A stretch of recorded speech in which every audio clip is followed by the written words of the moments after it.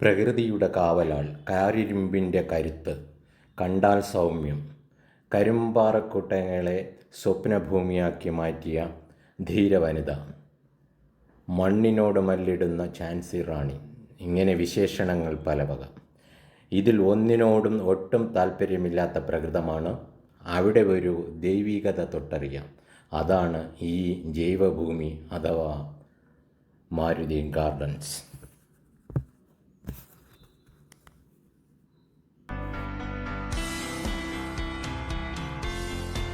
പൂജ കഴിക്കുന്ന സ്ഥലമാണ്. എന്നറിയോ, ഉത്തമത്തിലും അധമത്തിലും കഴിക്കും. ഉത്തമത്തിൽ അവിടെ കഴിക്കും. ഇത് ഇവിടെ കോഴിയർത്ത് പൂജ കഴിക്കും. ഞാറ് നടുന്നതിന് മുമ്പും കൊയ്യണതിന്റെ മുമ്പ്. അപ്പൊ നമ്മൾക്ക് ഈ കോഴി ഇറക്കുമ്പോ അതിന്റെ തലയില്ലേ, അതിനെ ഇറക്കുമ്പോ എങ്ങനെ വീഴാന്നുള്ളതിനനുസരിച്ചിട്ടാണ് ഞാറ് പാവണതിന് മുമ്പ് അതിന്റെ എത്രയാണ് ഇതെന്നുള്ളത് ഫലം. നമ്മളിങ്ങനെ നാടൻ കോഴീനെ ഒരു കോഴി ഒഴിഞ്ഞു വിടുമല്ലോ. ഒഴിഞ്ഞു വിട്ടിട്ട് നമ്മൾ ആദ്യം രാവിലെ വെള്ളരി നിവേദ്യം കഴിക്കും. പച്ചരി വെച്ചിട്ട് വെള്ളരി നിവേദ്യം കഴിച്ച് പൂജ കഴിക്കും. പൂജ വെച്ചിട്ട് ഉച്ച കഴിഞ്ഞിട്ട് കള്ളും എന്നൊക്കെ വാങ്ങിയിട്ട് കുറെ ആൾക്കാരുണ്ടാവും. അപ്പൊ നമ്മളിവിടെ വന്നിട്ട് ഈ അങ്ങനെ കോഴി ഇറക്കും കുളിപ്പിച്ച്. അറിയില്ലേ, പാലക്കാട് അതിനെ വേറെ എന്താ പറയാ, പാലക്കാട് അതിനെന്താ കണ്ടാകരണം എന്തോ പറയും, ഞങ്ങളവിടെ മുണ്ടേ പൂജ പറയും നാട്ടില്. അപ്പൊ അതിങ്ങനെ ഇറക്കുമ്പോ ഈ ഇങ്ങനെ ഇടുമ്പോ തല കഷ്ണാക്കി താഴത്തേക്ക് വീഴും. താഴത്തേക്ക് വീഴുമ്പോ അത് കിഴക്കോട്ടാണോ പടിഞ്ഞാട്ടാണോ അങ്ങനെ. അതെ, ഇത് ഉമ്മ തമ്മിലുള്ള ആ വ്യത്യാസം രണ്ടും ഉണ്ടെങ്കിലും അതിന് എന്തെങ്കിലും അതിന്റെ ശാസ്ത്രീയമായിട്ട് എന്തെങ്കിലും ഉണ്ടോന്നോ? ശരിക്കും നമ്മള് രക്തശാലി എന്ന് പറഞ്ഞത് മെഡിസിനാണ് അല്ലെ. രക്തശാലി മെഡിസിനാണ്, നവരി മെഡിസിനാണ്. പിന്നെ നമ്മള് ഈ എന്താ പറയാ മിഷനിൽ കൊയ്തിട്ട് എന്താ കാര്യം, അത് പണ്ടത്തെ ഒരു വിശ്വാസമാണ്. ഫാം ജേർണലിസ്റ്റ് ഫോറത്തിന്റെ കീഴിൽ ഞങ്ങൾ ഇവിടെ മഹേശ്വരി അമ്മയുടെ ഒരു ഫാം കാണാൻ വന്നു. പക്ഷെ ഇവിടെ വന്ന് കണ്ടപ്പോൾ ഏക്കർ കണക്കിനുള്ള സ്ഥലത്താണ് ചെയ്തത്. ഇവിടെ ഞാൻ അന്വേഷിച്ചപ്പോൾ 25 ഏക്കർ സ്ഥലമാണ് ഉള്ളതായിട്ട് അറിഞ്ഞു. നെൽകൃഷി തൊട്ട് മാവ് കൃഷി, പ്ലാവ് കൃഷി, അങ്ങനെ നിരവധിയായിട്ടുള്ള കൃഷികൾ കാണാൻ പറ്റി.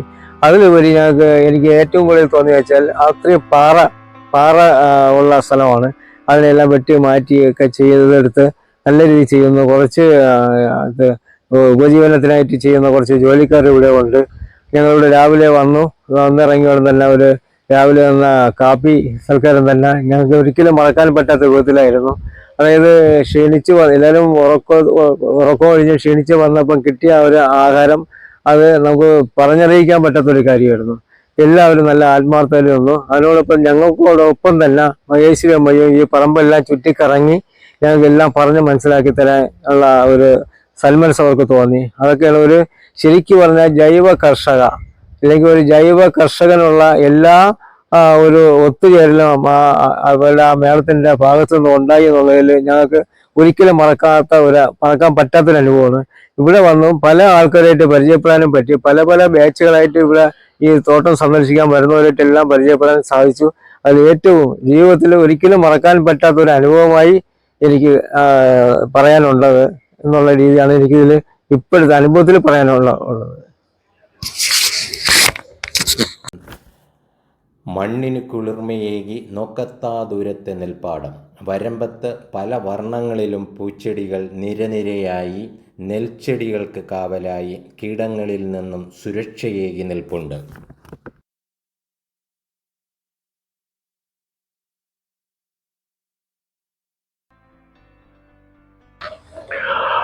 കൃഷി ഒരു ജീവിതമായിട്ട് കൊണ്ടു നടക്കുന്ന ഒരു മാഡത്തിനെയാണ് ഞാൻ പരിചയപ്പെട്ടതെന്നുള്ളതാണ്. നമ്മൾ ഇത് വന്ന് കണ്ടപ്പോൾ അവരുടെ ഒരു ഉപജീവന മാർഗം എന്നുള്ളതല്ല, ജീവിത മാർഗമായിട്ടും ജീവിതചര്യയായിട്ടും കൊണ്ടു നടക്കുകയാണ്. അപ്പോൾ അതിനു വേണ്ടിയുള്ള ഒരു ആത്മാർത്ഥതയും ഡെഡിക്കേഷനും ഒക്കെ കണ്ടു കഴിഞ്ഞു കഴിഞ്ഞാൽ ഇത് ഒരു ശരിക്ക് പറഞ്ഞു കഴിഞ്ഞാൽ വരുന്ന തലമുറയ്ക്കും മറ്റുള്ളവർക്കും ഒരു പ്രചോദനം തന്നെയാണ്. കാരണം നമ്മളും കുറച്ചൊക്കെ കൃഷിയും സമയവും ഉള്ളപ്പോൾ ചെയ്യുന്ന കൃഷി പോലെ എല്ലാവരും ഇത് ഫുൾ ഇറങ്ങി നടന്ന് ഓരോന്നിനെ കുറിച്ചും വളരെയേറെ കൃത്യമായി പഠിച്ചും അവരുടെ ജീവിത മാർഗത്തിനകത്ത് അവർക്കുണ്ടായ ജീവിത അനുഭവങ്ങളിൽ നിന്ന് കൃഷിയെ മുന്നോട്ട് കൊണ്ടുപോകുന്ന ഒരു വനിതാ രത്നത്തിനെയാണ് നമ്മൾ ഇന്ന് കണ്ടതും അത് കാണാൻ സാധിച്ചതും വന്നിവിടെ കാണാൻ സാധിച്ചതിനകത്തും വളരെയേറെ കടപ്പാടുണ്ട്. നമ്മൾ ഫാം ജേർണലിസ്റ്റ് ഫോറത്തിന്റെ ഇതില് ഈ ഒരു പഠനയാത്ര ജീവിതത്തിൽ ഒരു മുതൽക്കൂട്ടായിട്ട് തന്നെ ഇരിക്കുകയും ചെയ്യും. മുന്നോട്ടുള്ള ജീവിതത്തിന് വളരെയേറെ ഊർജം പകരുന്ന ഒന്നുമാണ്. ഒരു ഉറുപ്പ്യ എടുക്കുക അല്ലെങ്കിൽ എന്തെങ്കിലും എടുക്കുക. ഇപ്പൊ ഞാൻ 10 പവന്റെ ആഭരണം ഇട്ടിട്ട് ഞാൻ ഇപ്പൊ എവിടെയും പോയി 4 ദിവസം കഴിഞ്ഞാൽ ആ ആഭരണം ആ സ്ഥലത്ത് തന്നെ ഉണ്ടാവും. ഉമ്മയാണ് ഇത് ഇത്ര ഉയരം വരുന്നതാണ്. ഇപ്പോഴത്തെ ഇതുകൊണ്ട് ഇങ്ങനെ ആയതാണ്.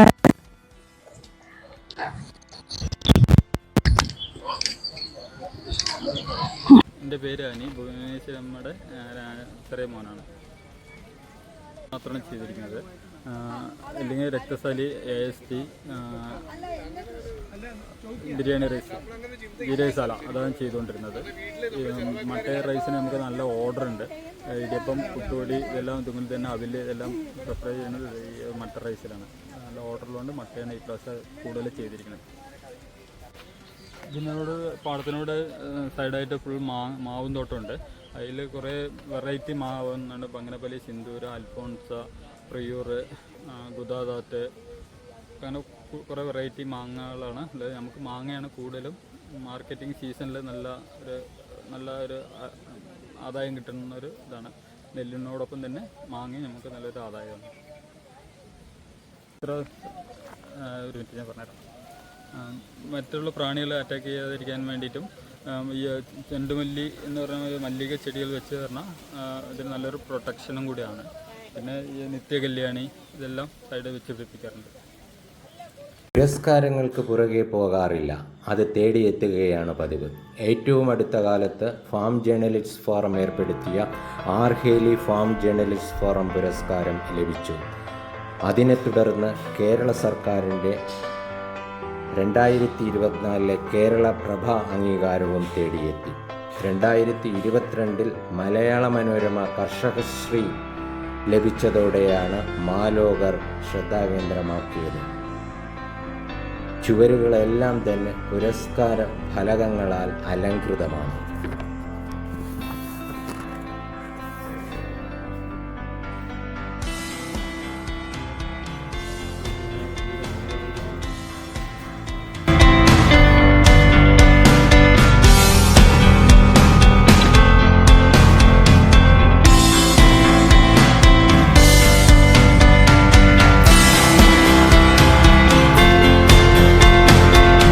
ഇടതൂർന്ന മാവിൻ കൂട്ടം ഒരു പൂങ്കാവനമാണ്.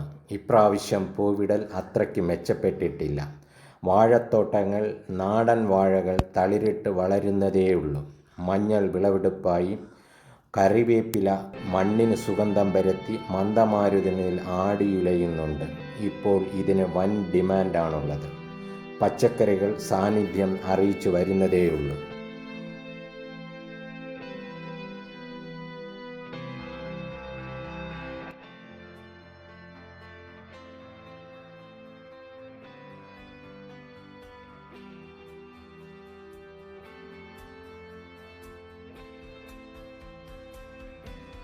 നല്ല നാടനാണ്. ഈ പ്രാവശ്യം കൃഷി ഓഫീസർ പറഞ്ഞേ കുറച്ച് ചേച്ചി എന്തെങ്കിലുമൊക്കെ ഒന്ന് ചെയ്യും, എന്തെങ്കിലും ഒന്നൊക്കെ ചെയ്യും.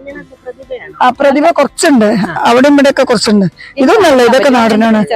ഇതിങ്ങനെ ഭുവനേശ്വരി അമ്മയും അവരുടെ ഹസ്ബൻഡ് പതിമാഷും അവരുടെ റിട്ടയർമെന്റ് പണം ഉപയോഗിച്ച് ആദ്യം ഉണ്ടാക്കിയ വീടാണിത്.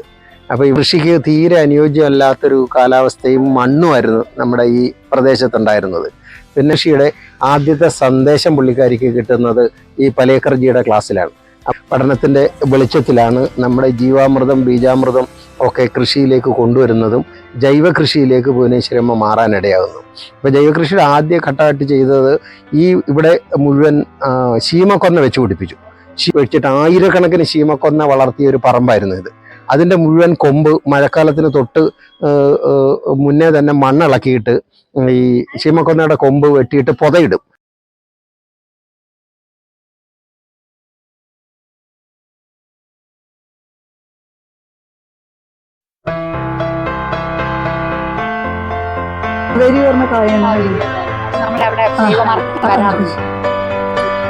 പപ്പായ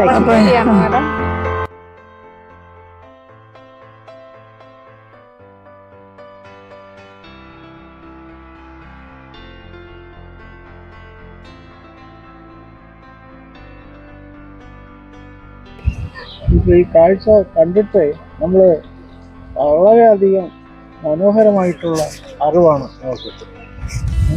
ഇത് കാണപ്പോഴേ നമുക്ക് ഇവിടുത്തെ ആ രീതികളെ കുറിച്ച് മനസ്സിലാക്കാനുണ്ട്. എന്തായാലും ഇത്രയൊക്കെ അവർ ചെയ്യുന്ന ജോലികൾക്ക് അവർ അംഗീകരിക്കണം.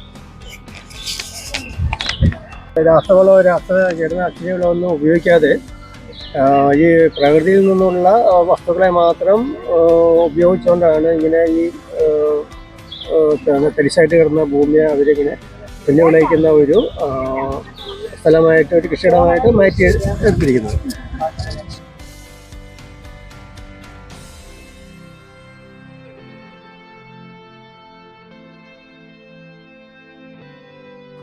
ഞാൻ പല കൃഷി സ്ഥലങ്ങളും പോയിട്ടുണ്ട്.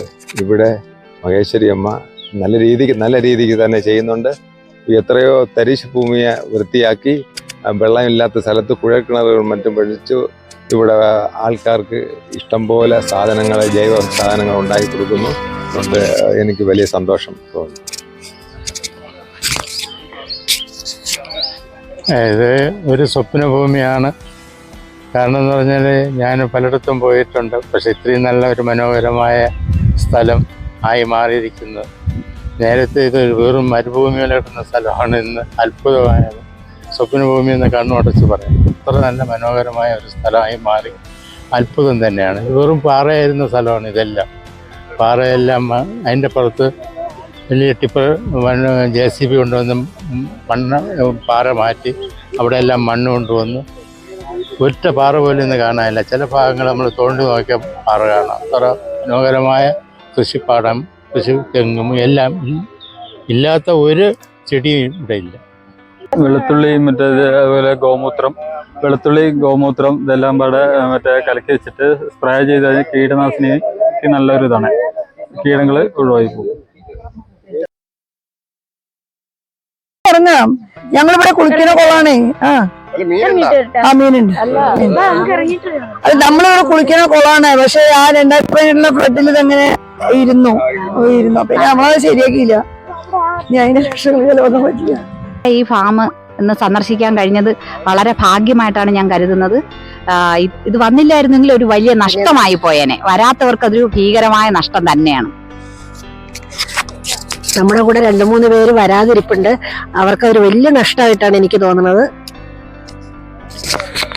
ജൈവ രീതിയിൽ തെങ്ങ്, കവുങ്ങ്, അതുപോലെ ഫലവൃക്ഷങ്ങൾ, വെജിറ്റബിൾസ് ഇതെല്ലാം ഒരു കുടക്കീഴിൽ ഭംഗിയായിട്ട് നടത്തിക്കൊണ്ട് പോകുന്ന ഭുവനേശ്വരി അമ്മയ്ക്ക് പുള്ളിയുടെ ഫാം ഒന്ന് കാണാനും ഇത് നടന്ന് അനുഭവിക്കാനും, എസ്പെഷ്യലി അവര് ഉണ്ടാക്കി തരുന്ന ഇതിൽ നിന്ന് തന്നെ ഉണ്ടാക്കിയെടുക്കുന്ന സാധനങ്ങൾ ഉപയോഗിച്ചുകൊണ്ട് ആഹാര സാധനങ്ങൾ നമുക്ക് ഉണ്ടാക്കി തരികയും അത് ആസ്വദിക്കാനും കഴിഞ്ഞത് വളരെയേറെ ഒരു വലിയ ഭാഗ്യമായിട്ട് ഞാൻ കരുതുന്നു. ഭുവനേശ്വരി അമ്മയുടെ കൃഷി പ്രാധാന്യം അർഹിക്കുന്ന ഒന്നാണ് എന്ന് പറഞ്ഞാൽ നല്ല രീതിയിൽ കൃഷി ചെയ്യുന്നുണ്ട്. ഇവിടെ വെള്ളത്തിൻ്റെ വലിയൊരു അഭാവമുണ്ട്. എന്നാലും കൃഷി നല്ല രീതിയിൽ കൊണ്ടുപോകുന്നുണ്ട്. അപ്പോൾ ഈ കൃഷിയിടം കാണാൻ സാധിച്ചതിൽ വലിയ ഭാഗ്യമാണ്. അത് ഈ പ്രകൃതിയുടെ ആ സ്വാഭാവികതയ്ക്ക് ഒരു മാറ്റവും വരുത്താതെ എല്ലാ വിളകളും അതിൻ്റെ തനിമയോടെ നല്ല ഭംഗിയായിട്ട് ഫലപുഷ്ടതയോടെ നിൽക്കുന്നത് കാണാൻ കഴിഞ്ഞതിൽ വളരെ വളരെ സന്തോഷം.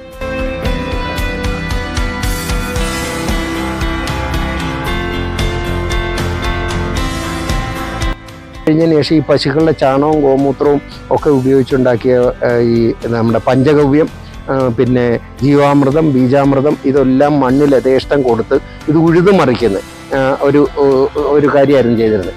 അപ്പോൾ ഈ ടില്ലർ വാങ്ങിയിട്ട് ഭുവനേശ്വരി അമ്മ തന്നെയാണ്, ഒരു സ്ത്രീ തന്നെയാണ് ഇതെല്ലാം ചെയ്തിരുന്നത്.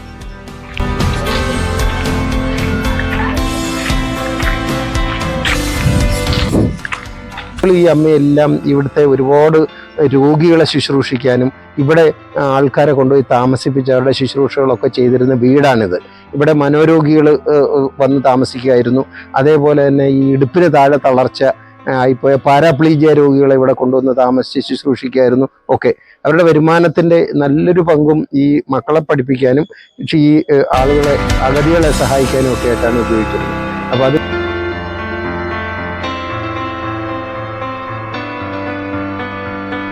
നിരവധി സ്ഥലങ്ങളിൽ പോയിട്ടുണ്ട്. മാന്നാർ പോയിട്ടുണ്ട്, മറ്റ് സ്ഥലങ്ങളിലെല്ലാം പോയിട്ടുണ്ട്, കട്ടപ്പന പോയിട്ടുണ്ട്. പക്ഷെ അതിൽ നിന്നും വ്യത്യസ്തമായിട്ട് ഭുവനേശ്വരി അമ്മയുടെ കൃഷി കാണാമെന്ന് കൃഷി ഒരുപാട് മനസ്സിലാക്കാൻ കഴിഞ്ഞു. ഇതുവരെ വരാതിരുന്നതിലൊരു നഷ്ടബോധമാണ് ഇപ്പോൾ തോന്നുന്നത് യഥാർത്ഥത്തിൽ. പക്ഷെ വളരെ ഗംഭീരമായിരുന്നു. വന്ന് നമ്മൾ കണ്ടതിൽ ഒരു നഷ്ടവുമില്ല. ഇവിടെ ഭുവനേശ്വരി അമ്മയുടെ പ്ലോട്ട് ഇവിടെ ഒന്ന് കാണാൻ സാധിച്ചു. ഇവിടെ മഴ കുറവാണ്, വെള്ളം കിട്ടാനുള്ള ബുദ്ധിമുട്ടുണ്ട്, അതാണ് ഒരു പ്രധാന പ്രശ്നം. പക്ഷേ എന്നിരുന്നാലും ഉള്ള വെള്ളം ഉപയോഗിച്ച് അധികം വെള്ളം ആവശ്യമില്ലാത്ത വിളകൾ ധാരാളമായിട്ട് ഇവിടെ കൃഷി ചെയ്യുന്നുണ്ട്. മാവുണ്ട്, പ്ലാവ് നന്നായിട്ട് വളരുന്നുണ്ട്. മറ്റതേമാതിരിയുള്ള പല വിളകളും ഇവിടെ കാണാൻ സാധിക്കും. മാവ് നന്നായിട്ട് വരുന്നുണ്ട്. പിന്നെ അതുകൂടാതെ കറിവേപ്പ്, പിന്നെ അതേമാതിരി വാഴയും കുറച്ചൊക്കെ സ്ഥലത്ത് കൃഷി ചെയ്യുന്നുണ്ട്. നെല്ലാണ് വേറൊരു പ്രധാന കൃഷി. അതും കിട്ടുന്ന വെള്ളം ഉപയോഗിച്ച് അത് വളരെ ഭംഗിയായിട്ട് അവർ കൃഷി ചെയ്യുന്നുണ്ട്. വിദേശികളും സ്വദേശികളും സദാ ഇവിടെ സന്ദർശകരാണ്. ഇവർക്ക് വിളമ്പുന്ന ആസ്വാദ്യകരമായ ഭക്ഷണം തന്നെയാണ് മറ്റൊരു ആകർഷണ വസ്തു. സ്വപ്നസുന്ദരമായ ആരാമ ഭംഗി ആസ്വദിക്കുവാൻ മറ്റെങ്ങും പോകേണ്ടതില്ല. ഇഷ്ടയില്ല എന്നല്ല, നമ്മളൊക്കെ കാണുന്ന കർഷകരെല്ലാം പാടവരമ്പിൽ കൊടയം പിടിച്ച് നിന്ന് കൃഷി ചെയ്യുന്നവരാണ്. ഭുവനേശ്വരി അമ്മ പണിക്കാരുടെ ഒപ്പം പാടത്തിറങ്ങുകയും അവരുടെ ഒപ്പം ചളിയിൽ, മുട്ടപ്പം ചളിയിൽ ഞാറ് നടലും കളയെടുക്കലും കൊയ്ത്തും അതേപോലെ എല്ലാം തെങ്ങിൽ കയറ്റ ഒഴിയുള്ള എല്ലാ കൃഷിപ്പണികളും ഭംഗിയായിട്ട് ചെയ്യുകയും ചെയ്തു.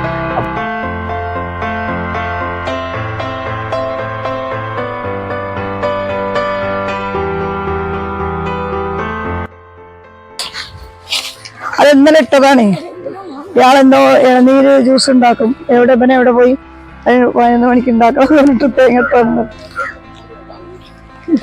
ഇത് കണ്ട ഒരു പ്ലാവ് പുതുക്കോട്ടയിൽ നിന്ന് കൊണ്ടുവന്നാണ്, ഒരു താമരച്ചക്ക പറഞ്ഞിട്ട് ഭയങ്കര ടേസ്റ്റ് കേട്ടോ.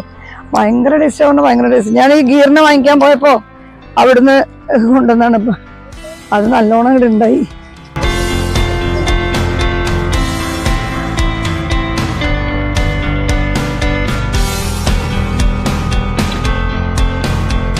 ടീമായിട്ടാണ് ഞങ്ങൾ ഇങ്ങനെ ഇപ്പോൾ പല യാത്രകളിലും പഠിക്കാനായിട്ടും മനസ്സിലാക്കാനായിട്ടും ഇടയിലൊരു ലിഷർ യാത്രയൊക്കെ ചെയ്യാറുണ്ട്. അപ്പോൾ അതിൻ്റെ ഭാഗമായിട്ട് ഭുവനേശ്വരി അമ്മയോട് ഒന്ന് കാണാം, മനസ്സിലാക്കാം. അവിടുത്തെ രീതികളും നമ്മുടെ മനുഷ്യൻ്റെ നിലനിൽപ്പിൻ്റെ കൃഷിയാണിത്. അപ്പോൾ ഇതിൽ ബാക്കിയുള്ള ചെറിയ അഭിപ്രായങ്ങളുമായിട്ട് ഒരാൾ അടുത്ത ആളായിട്ട് ദാസേട്ടൻ പറഞ്ഞോളൂ. ഞങ്ങളൊക്കെ അയിലൂർ നെന്മാറ എന്ന് പറയുന്ന സ്ഥലത്തു നിന്ന് വരുന്നതാണ്. അയിലൂർ. അപ്പോൾ ഞങ്ങളെല്ലാവരും ഒരു സമിതിയിലുള്ളവരാണ്, സമ്മിശ്ര കൃഷി ചെയ്യുന്നവരാണ്. അപ്പോൾ കുറച്ച് കൃഷികളിനെ കുറിച്ച് കൂടുതൽ അറിവും ഇതും നോക്കാൻ വേണ്ടിയിട്ട് കേട്ടറിഞ്ഞ് കാണാൻ വേണ്ടി വന്നതാണ് ഞങ്ങളെല്ലാവരും. അപ്പോൾ എൻ്റെ പേര് സലീഷ് കുമാർ, ഇത് മിസ്റ്റർ അനിൽ, ഇത് സ്മിജിത്ത്, ഞങ്ങളുടെ 3 പേരെ വൈഫ് സ്വപ്ന, കൃഷ്ണജ, സിൻഷ. ഓക്കെ.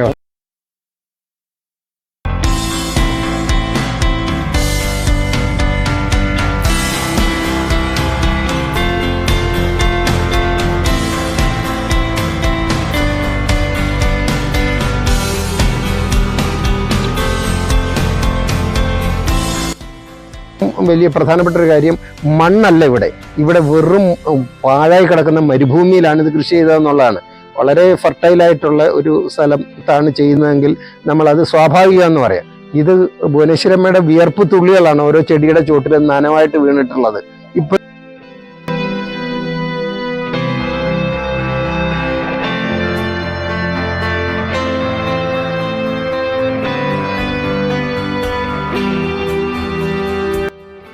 മണിക്കൂറും പാടത്തും പറമ്പിലുമായിട്ട് പണി ചെയ്യുന്ന വളരെ വളരെ വളരെ നമ്മൾ കൃഷി ദേവത എന്ന് പറഞ്ഞ് പൂജിക്കേണ്ട ഒരു അമ്മയാണ് ഇവർ.